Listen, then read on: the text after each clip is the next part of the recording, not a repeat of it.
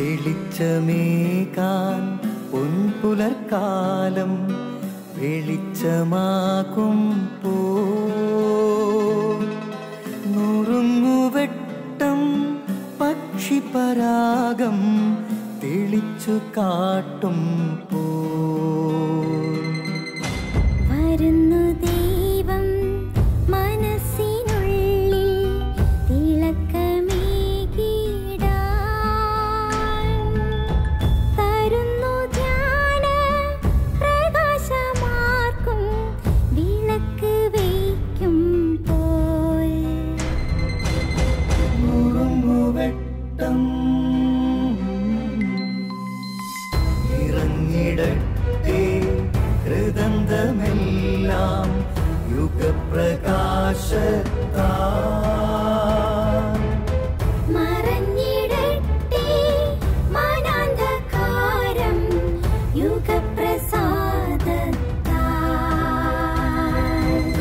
നുറുങ്ങുവെട്ടം.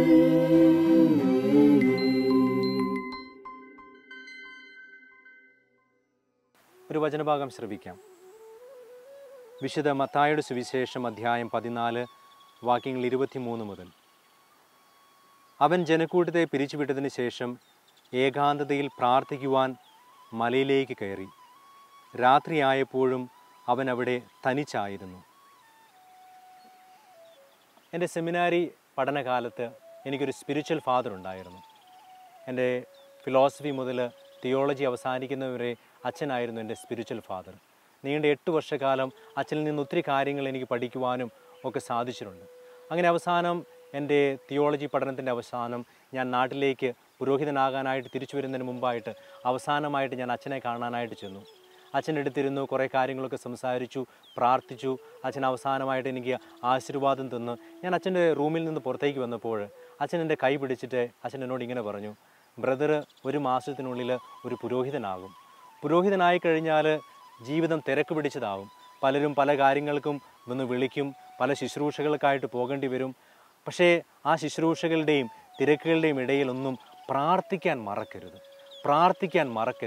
പ്രാർത്ഥിക്കാൻ മറന്നാൽ ഈശോയെ വ്യക്തിപരമായിട്ട് അറിയാൻ വിട്ടുപോകും.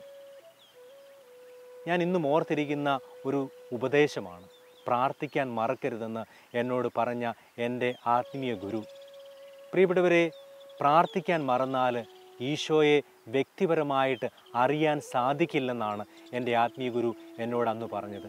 അതൊത്തിരി അർത്ഥപൂർണമാണെന്ന് എനിക്ക് എൻ്റെ ജീവിതത്തിൽ നിന്ന് അറിയാം.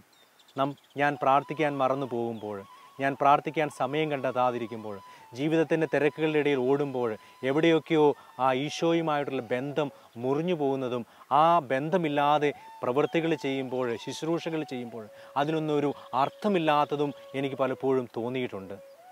സുവിശേഷത്തിൽ നമ്മൾ കാണുന്ന ഈശോയുടെ ചിത്രം, എന്തൊക്കെ ചെയ്താലും, എത്ര തിരക്കുള്ള ദിവസമായിരുന്നാലും ഈശോ പ്രാർത്ഥിക്കാനായിട്ട് മലമുകളിലേക്ക്, ഏകാന്ത സ്ഥലങ്ങളിലേക്ക് പോകുന്ന ഈശോയെ നമ്മൾ വീണ്ടും വീണ്ടും സുവിശേഷത്തിൽ കാണുന്നുണ്ട്.